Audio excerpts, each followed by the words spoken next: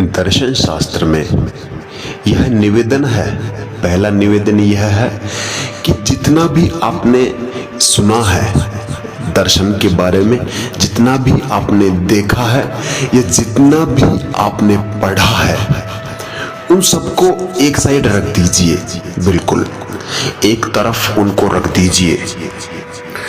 क्योंकि हम दर्शन का प्रारंभिक जो सत्र है, दर्शन की जो प्रारंभिक प्रक्रिया है, वह हम जिस चीज को जानते हैं, अच्छी तरह जानते हैं, बुद्धि की अंतिम कसौटी तक जो खरी उतरी हुई है, सिर्फ उसी की बात करेंगे और यही ईमानदारी है। सबसे पहले हम शरीर की बात करते हैं। शरीर के बारे में आपने जितना सुना है, जितना देखा है और जितना पढ़ा है, सबको एक साइड रख दीजिए पहले आप, और आप शांत होकर, बिल्कुल स्थिर होकर, एकांत में होकर इस पर विचार कीजिए कि शरीर में हमने जाना क्या क्या है। शरीर को लेकर मैंने क्या क्या जाना है, अर्थात शरीर, पहला शरीर पर चमड़ा है। क्या है? चमड़ी। इसको अनपढ़ व्यक्ति भी जानता है कि चमड़ी है।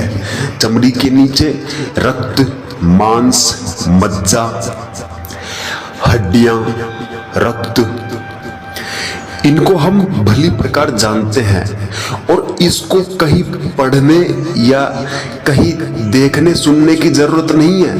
हम खुद अच्छी तरह जानते हैं इस चीज को कि यह शरीर, यह जो शरीर है, इसमें हम पहली चीज देखते हैं, इसके ऊपरी भाग में चमड़ा लगा हुआ है, उसके नीचे मज्जा, मांस, रक्त, मल मूत्र से भरा हुआ यह शरीर है, जिसके भीतर से प्रतिक्षण मल निकलता हो और जिसमें सुंदरता की कोई कल्पना नहीं हो सकती, जिसमें पवित्रता की कोई कल्पना नहीं हो सकती, जिसमें भरा ही मलमूत्र है, जिसमें मांस, मैदा और बहुत सी गंदगी भरी पड़ी है इस शरीर में।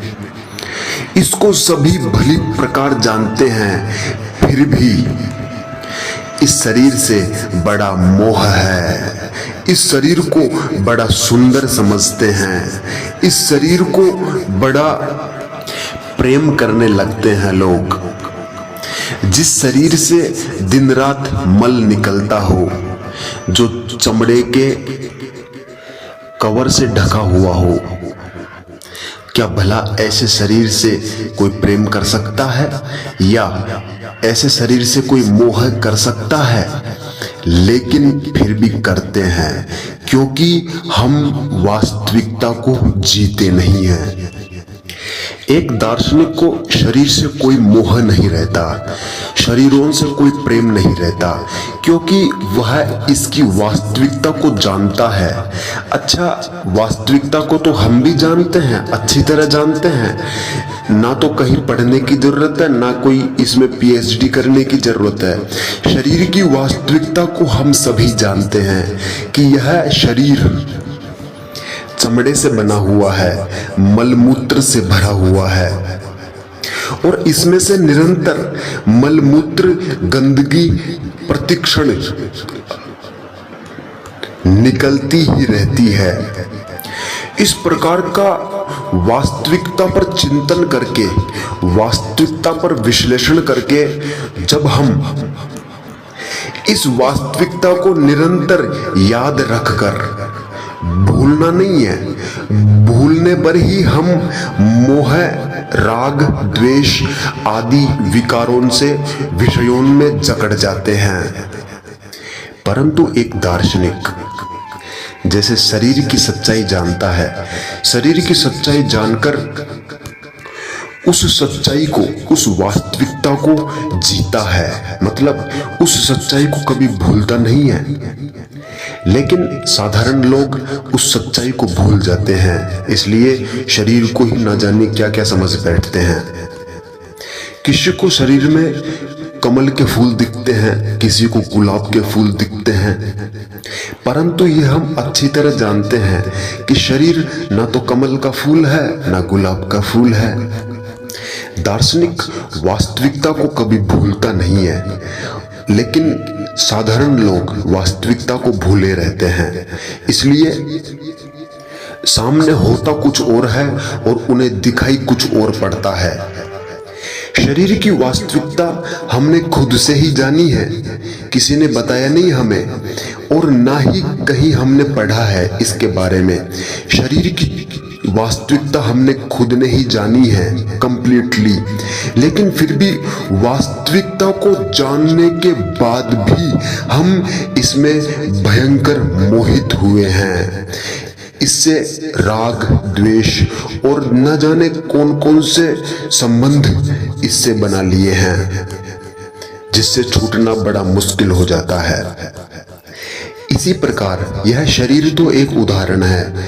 इसी प्रकार हर वस्तु, हर व्यक्ति और हर चीज में हर प्रकार की वास्तविकता होती है। वास्तविकता कुछ अलग ही होती है, कुछ भिन्न ही होती है वास्तविकता। और वास्तविकता को जानने के लिए सिर्फ स्वयं की ही आवश्यकता होती है। स्वयं ही वास्तविकता को जान सकता है। और वास्तविकता तो यही है कि सभी वास्तविकता को जानते हैं लेकिन जी नहीं पाते।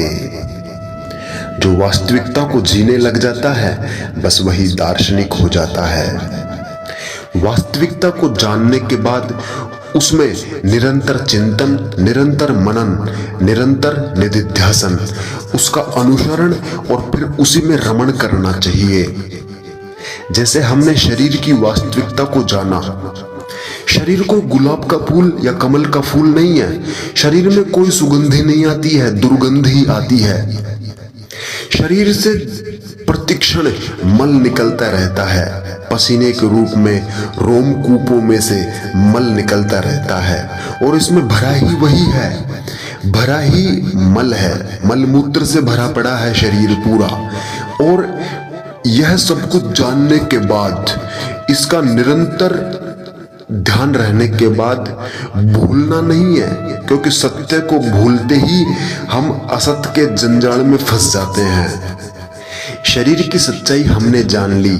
शरीर की सच्चाई जानने के बाद इस पर चिंतन, मनन, निधिध्यासन और इसका जीवन में अनुसरण करना और फिर इसमें रमण करना।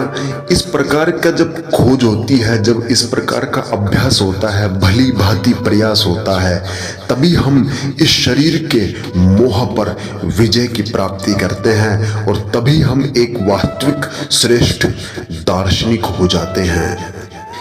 शरीर तो यहां पर एक उदाहरण है।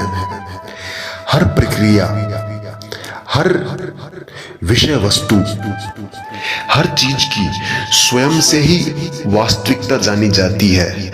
हर चीज की वास्तविकता हम स्वयं ही जान सकते हैं। सिर्फ हम स्वयं, हमारी वास्तविकता हम स्वयं ही जान सकते हैं। हम स्वयं ही उस पर चिंतन, मनन, निधिध्यासन, उसका अनुसरण, उसका अनुकरण और फिर उसमें रमण करने की प्रक्रिया हम स्वयं ही कर सकते हैं और कोई नहीं आएगा। इसी प्रकार हर चीज की वास्तविकता को जानकर उसमें रमण करके ही एक श्रेष्ठ अच्छा दार्शनिक बना जा सकता है।